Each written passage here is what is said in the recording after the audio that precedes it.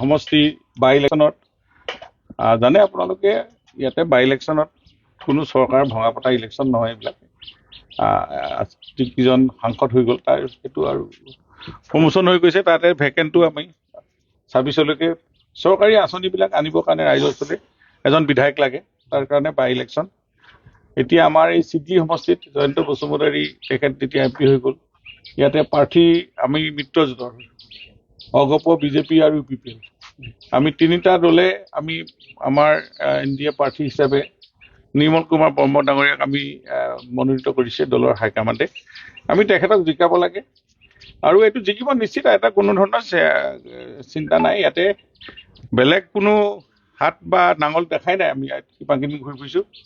তেওঁলোকে ৰাতি আহি পেলাই মিটিং কৰে বোলে, দিনত মিটিং কৰা তেওঁলোকৰ কোনো প্লেনিঙে দেখা নাই। গতিকে আমি য'তে গৈছোঁ ত'তে ৰাইজ ওলাই আহিছে আৰু কৈছোঁ যে এতিয়া ট্ৰেক্টৰত মাৰিলে ট্ৰেক্টৰৰ ভিতৰতে তোমাৰ হাতীটো আছে, আমাৰ পদুম ফুলপাও আছে। এইটোহে মিত্ৰজোঁট। আমি ট্ৰেক্টৰ ইঞ্জিনৰ ভিতৰতে চব আছে। গতিকে সেইকাৰণে ট্ৰেক্টৰত চিন মাৰিলে আমাৰ মুখ্যমন্ত্ৰী ডক্টৰ হিমন্ত বিশ্ব শৰ্মা দিয়া হ'ব, আমাৰ প্ৰধানমন্ত্ৰী নৰেন্দ্ৰ মোদীক দিয়া হ'ব। গতিকে আমি অগপ আৰু বিজেপি UPPL এনেধৰণে মিটিং মতা কৰিছোঁ, ৰাইজৰ ওচৰত গৈছোঁ, কথা বতৰা পাৰিছোঁ। আৰু আমি চৰকাৰ যেতিয়া ইয়াত ত্ৰিপুল ইণ্ডিয়ান চৰকাৰ চলি আছে, ইয়াতে দিল্লী চৰকাৰ, দিছপুৰ চৰকাৰ আৰু ইয়াতে তেওঁলোকৰ লোকেল চৰকাৰ এখনো আছে, BTR চৰকাৰ। গতিকে মই ভাবোঁ এতিয়া আমাৰ প্ৰাৰ্থী বহুত ভোটত জিকিব। আজিৰ সভা আমাৰ মানে মিটিং এইখিনি পুৰা হৈ আছে। কিন্তু আমাৰ মুখ্যমন্ত্ৰী আহিছে, সিদিনা আমাৰ সৰ্বানন্দ সোণোৱাল ডাঙৰীয়া সভা হৈছে ইয়াতে ৰাইজে।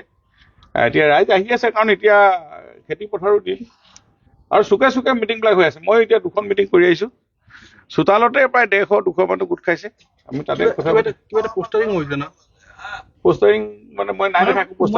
মানে পৰ্যটনশীল জনগোষ্ঠীয় অধ্যুষিত এলেকাত এটা অখ্যাত সংগঠনে পোষ্টাৰিং কৰিছে যে যিখন পোষ্টাৰিঙত কোৱা হৈছে যে জনজাতিকৰণৰ ক্ষেত্ৰত NDA মিত্ৰজোঁটৰ যিখন দল আছে AGP, BJP আৰু UPPL তেওঁলোকক বৰ্জন কৰিব লাগে।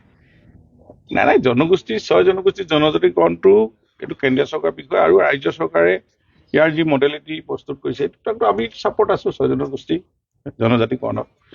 তাই আহোম বিচাৰিছে, মই তাই আহোম মানুহ এজন। গতিকে এইবিলাক কথা নহয়। এইবিলাক কাৰণে কোনোবা ভুৱা সংগঠন হ'ব। মই যে এনেকুৱা ধৰণে যি 6 জনগোষ্ঠী এটা প্ৰচেছত আছে, ইতিমধ্যে এটা প্ৰচেছত আলোচনা বিলোচনা মাজেদি হ'ব গোটেই সমস্যাটোৰ সমাধান। গতিকে এইবিলাকৰ কথা নাই। ইয়াতে কোনোবা অখ্যাত সংগঠন এইবিলাকে বিৰোধী সংগঠন হ'ব, তেওঁলোকক ভয় ভাবুকি আৰু আগৰ দিন নাই এতিয়া ইয়াতে আৰু বড়োলেণ্ডত আগৰ যেনেকৈ ধৰণে আছিলে মানুহ গধূলিতে সোমাই দিব লাগে। প্ৰভাৱ পৰিব নেকি? নাই, কোনো বিশেষ প্ৰভাৱ নহয়। ৰাইজ আহি আছে, মই দেখিছোঁ। কালিৰ দিনটোহে আছে। নাই, পৰহিলে ভোটেই হ'ব। আপুনি 2 দিন পিছত 13 তাৰিখে আজি কাইলৈ ইলেকশ্যন কেম্পেইন শেষ হ'ব। ৰাইজ নাই চব মনত বান্ধি লৈছে ভোট দিম বুলি। ৰাইজে উন্নয়ন লাগে কাৰণে য'তে শান্তি ত'তে উন্নয়ন। হেৰেঙা বুলি ক'লে বিশেষ কেনেধৰণে প্ৰস্তুত আমাৰ UPPL, AGP আৰু BJP আমি এখন সভা মানে সিমান বহল ভিত্তিতো লোৱা নাই। আমাৰ অগপৰ কাৰ্যকৰী সভাপতি অতুল বৰা ডাঙৰীয়া আহিছে, মই থাকিম আৰু ইয়াতে UPPLৰ লৰেঞ্চ থাকিব, এটা বিধায়ক। আমি এখন ৰাইজক স্থানীয় ৰাইজৰ মিটিং হ'ব। ইয়াত কোনো চিন্তা কৰিবলৈ কথা নাই। গতিকে এতিয়া ৰাইজ গোট খাই আছে, আহি আছে। গতিকে এখনতে পিছতে দেখিব আপোনাৰ পেনেল পৰিব। এয়া না, আমাক 2টাত কৈছে, এই 3টা হ'ব হৈছে। আমি সেইকাৰণে মানুহ তাত ইয়াতে ক'ৰবাত 2 ঘৰ মানুহ ঢুকাইছে, 2খন সকাম আছে বুলি ক'লে মোক।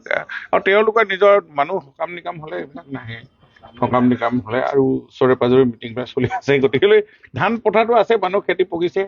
গতিকে কিন্তু মনটো সদায় এই মিত্ৰজোঁটত আছে।